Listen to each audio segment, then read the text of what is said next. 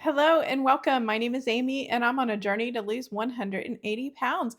So, if you are looking to find out information about what it's like to use a weight loss medication, well, then this is the video for you. I have been using Zepbound or trizepatide, which is the active ingredient in Zepbound, since February 15th of 2025. So, I have taken a total of 44 shots to date. So, let's go over some questions and answers that you might have about what it's like to start this medication and what can you expect. And just to tell you a little bit about my journey, I'm trying to lose 180 pounds. I started on January 1st at 304 pounds, 51 years old, 5 foot tall, have a bunch of cats. This is Marshmallow. Malibu is behind the camera, so please expect at any time that he will try and knock it over. That's just how we roll in this household. And I'm just a single lady trying to get her life together. I've spent about 30 years trying to lose weight. I started putting on weight in my very early 20s. I was not overweight as a child. And then when I realized I put on weight, I could never lose it. I kind of got stuck at a set point, about 180 pounds for a freaking eternity. And then as I got older and started hitting perimenopause, my weight just absolutely ballooned. And I wasted time and effort losing weight, dieting, exercising, you name it. And then finally, when science decided, or doctors decided to listen to science that said, well, hey, maybe these people actually have a disease that doesn't allow them to lose weight. And then it started spreading in the medical world that, yeah, maybe it isn't about the time and effort that we put into trying to lose weight or what we're even putting in our mouth that is preventing us from doing this. So they developed these weight loss medications to actually treat the disease of obesity. And guess what? It is working. It is working great. I lost 50 pounds in 2025, and I'm so excited for 2026 to try and lose another 50. So let me grab my list and let's go over some questions that you might have as a person who's looking to start a GLP-1 medication. I would say so. Some of the biggest things that people talk about are the side effects. Don't be afraid of the side effects. Most of the side effects are easily treatable by over the counter medications or dietary supplements. And some of them are just a warning sign, really, like constipation, diarrhea, and nausea. And diarrhea and nausea are usually indicators that your blood sugar is low and maybe you need to eat something. But if they persist, obviously, make sure you check with your doctor. And just a friendly reminder, I am not a healthcare provider or medical professional, so make sure you're getting medical advice from from your medical provider and not from me. I am just giving you a real world experience with the medication. You know, I actually have some numbers here that I wrote down. I actually went and looked this up because I wanted to uh, figure out like what kind of like safety risk is there with compounded uh, weight loss medications or actually name brand. And it said, yes, they're very safe and serious adverse events only happen in approximately 4% of patients. So you have to think about that there's 96% of the people that take these medications and do not have serious adverse reactions. There's about 4%. But unfortunately, that 4% gets sensationalized because it is so rare and it makes the news because news is noteworthy events. And then they say about 7 to 10% of the people actually quit because of the side effects. Now, I have talked to a few people that have had side effects so bad with the diarrhea that they definitely felt that they didn't want to continue the medication. And I did talk to one person who said that their constipation was so bad, but again, that person didn't try and treat the constipation. If you are on a regular routine, it of taking supplements or eating fiber or things like that, you can easily mitigate that issue. So don't be afraid of the side effects. The next thing is right now, the weight loss medications are only in injectable form. Some have the quick pen, some have vials, and I'm using the vials, and this is what my little teeny tiny individual dose Zepbound looks like. Let's see if I can get that to focus. There we go. So this is what my little teeny tiny vial of Zepbound looks like. And I just put a little needle with a little teeny tiny needle in there. And you know what? I don't feel it. It's not even a pinprick. It's not nearly as bad as testing your blood sugar. It is not like getting a vaccination. It is not like getting blood taken or getting an IV in at a hospital. Most of the time, if you have the right needles that are super sharp and super tiny, you barely even feel it at all. And 99.9% of the time, I don't even have any blood spot come out after I take it. So don't be afraid of the needles. In your mind, they're scary, but after you do a shot, a couple of shots, it's nothing. Honestly, I think having a shot once a week is way easier than taking a pill every day because I'll forget. I'll forget taking that pill. Let's see. So, also, if you are starting a GLP-1 medication for weight loss, remember it's not a magic pill. It is a pill that allows your body to lose weight. But most of us using the medication do actually need to mind our calories. Now, I'm not talking about dramatic dieting, going on like low carb or keto or paleo or carnivore or South Beach diet or doing all these crazy things. All I'm saying is that you may need to start tracking your calories and figure out what calories maximum that you need to be intaking to lose weight. I know some people that don't track their calories at all, but again, I don't see them eating very much in a day. Uh, so just because they're not tracking their calories doesn't mean they're not eating less than the recommended calories. I do track my calories. I use the Noom app, Noom, and that is paid for by my health insurance company. So that's great that I get something for free, but I don't ever personally restrict anything out of my diet. If I want to eat it, I eat it. If I go over my calories for the day, that's fine with me. I just make sure that later in the week, I just start reducing my calories a little bit to make up for that. And it really takes a lot of calories to add up to a pound, 3,500 calories. So remember that if you eat a little bit more one week, unless you're eating a whole 3,500 calories extra, you're not going to see a whole pound come on. Maybe you're going to have some inflammation and swelling from extra salt intake, but just take the time to then reduce your calories further. So, this medication does require a little work on your part to make sure that you're losing weight. I would say for most people, some people are super responders and actually end up having to eat more to keep up with their body losing weight. Also, the same with exercise. Like you don't have to be on a crazy exercise routine to lose weight on this medication.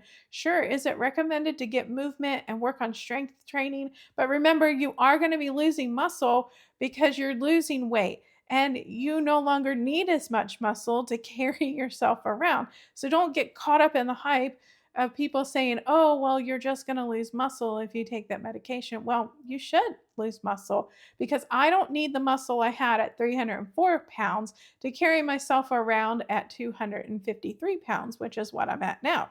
So, yeah, all things are relative. So make sure that you're actually looking, if you're looking at causation, it's actually the cause of it, not just being correlated with it. I think that's a lot of things that get misrepresented because people are correlating things together, but it's not really the root cause of the problem. And why take the medication? Because most of us can't lose weight without the medication, especially if you have the disease of obesity, which is a problem not only with your stomach, but with your brain. Your body picks a weight that it needs to be at, and it's going to ultimately defend that weight by driving your hunger and driving your fat storage and not allowing you to lose weight. And the medication, oh, so when you first start it, it will take several weeks. Like if you have food noise or kind of like food clutter in your brain where you're constantly thinking about food or you're hungry after you eat or you never feel like you're satisfied, that may take a couple of weeks to really start decreasing or go away. I would say for me, it was about a good month when I really started noticing the difference. Also, too, like over like the first couple of months, it just made it so much easier to eat less because I wasn't as hungry. And I would put all this food on my plate, and then I'd realize, oh, well, I'm not going to eat all of that. So I need to start making less. And then I started making less and started putting less on my plate. And so it was much easier to eat in my calorie deficit that I needed to lose the weight because I didn't want all the food that I was putting on my plate. So it's just kind of like a gradual effect of you changing the volume of food that you're eating and then also working on healthy swaps. I don't crave nearly as much sugar. I can't eat dairy or ice cream, so I don't have that problem because I have an allergy, which really sucks because ice cream is fabulous. But yeah, so just making like healthy swaps with your food. There's lots of good information out there on the internet, but that's not to say that if you want a chocolate bar, you can have a chocolate bar. But just be mindful of the impact. Maybe down the road, instead of having a quarter pounder with cheese, you have a cheeseburger to cut the calories that you had when you had the candy bar.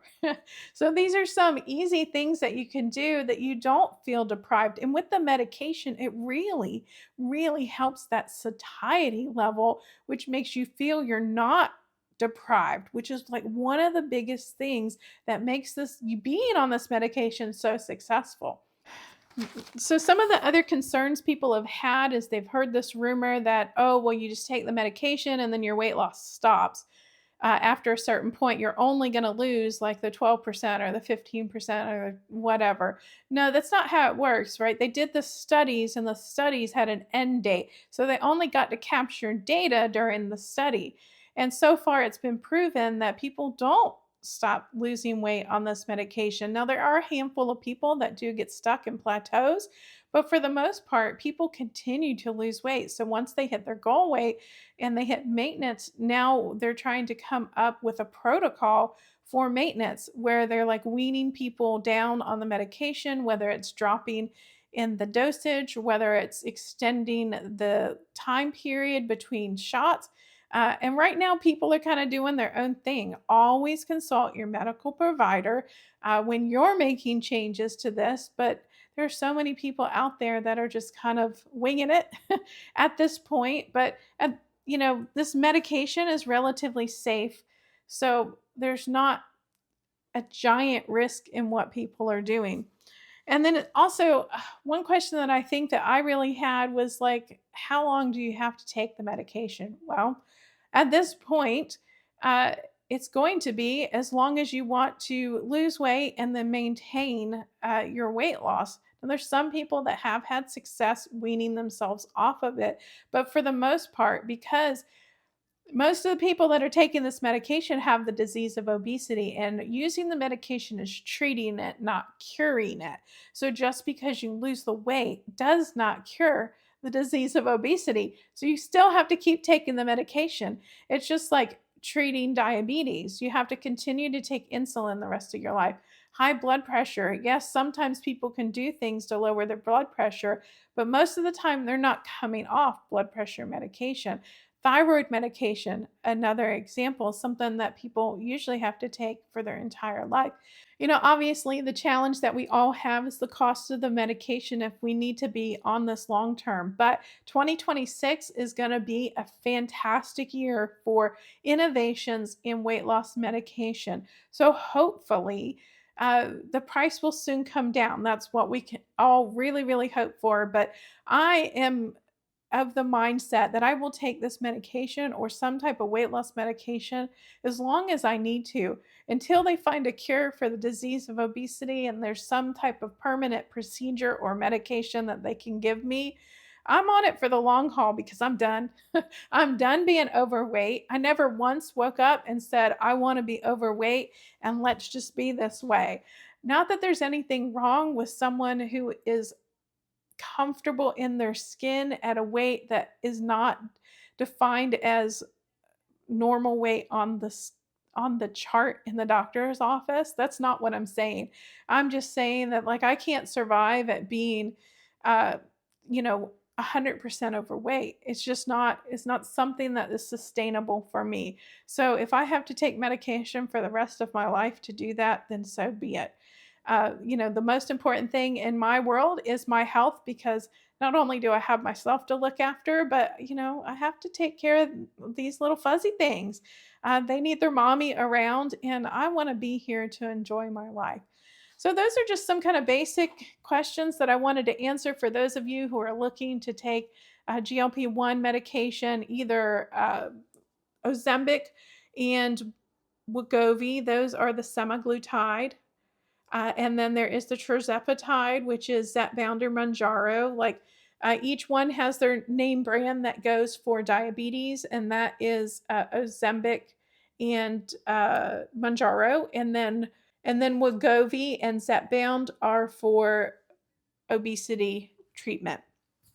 So, and then there's also Wegovy's getting ready to release a pill, and I'm going to make a separate video about the differences in the injectable medications and the new pill that's coming out because they do have quite a bit of difference in the effective rate of the weight loss and other things that these medications cover health wise. So, I want to thank you so much for stopping by. Amy loses it today, and I'm Amy, and I have lost 51 pounds in 52 weeks.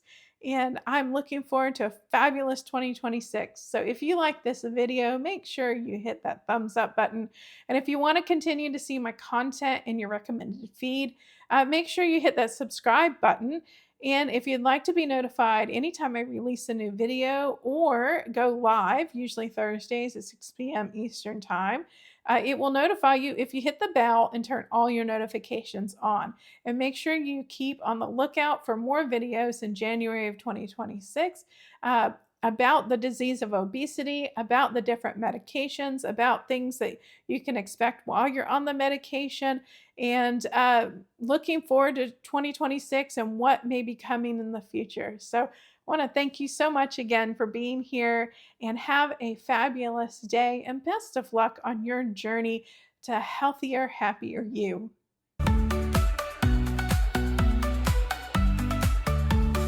Four cats, one scale, and a suitcase to pack. Zepbound in hand, there's no looking back. Cruising through this journey, non-scale victories divine. But can Amy lose the weight without losing her mind?